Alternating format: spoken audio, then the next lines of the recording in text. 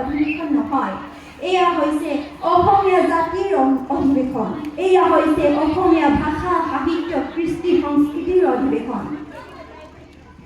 এই অধিৱেশন ঐক্যৰ অধিৱেশন, এই অধিৱেশন সমন্বয়ৰ অধিৱেশন। ইয়াত ভাতৃত্ববোধ দেখা পোৱা যায়। এই অধিৱেশনতে লক্ষ লক্ষাধিক মানুহ সমবেত হয়, সকলোৱে গুৰুৰ আদৰ্শৰে অনুপ্ৰেৰিত হৈ সেই অনুষ্ঠানটি সফল কৰিবলৈ উঠি বাঢ়ি আহে। এই অনুষ্ঠানটি আমাৰ প্ৰাণ, এই অধিৱেশনখনি অসমীয়া জাতিৰ প্ৰাণ।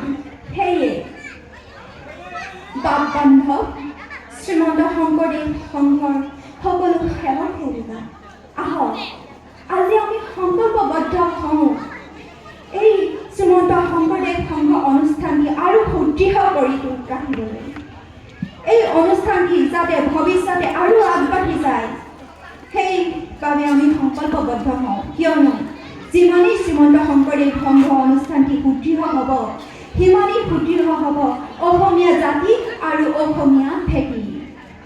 সেয়ে কওঁ, জয় জগতগুৰু শ্ৰীমন্ত শংকৰ, জয় শ্ৰীমন্ত শংকৰদেৱ সংঘ। ইয়াকে কৈ এই অভাগিনীয়ে অজানিতে কৰা ভুলৰ প্ৰাৰ্থনাৰে ক্ষমা মাগিছোঁ।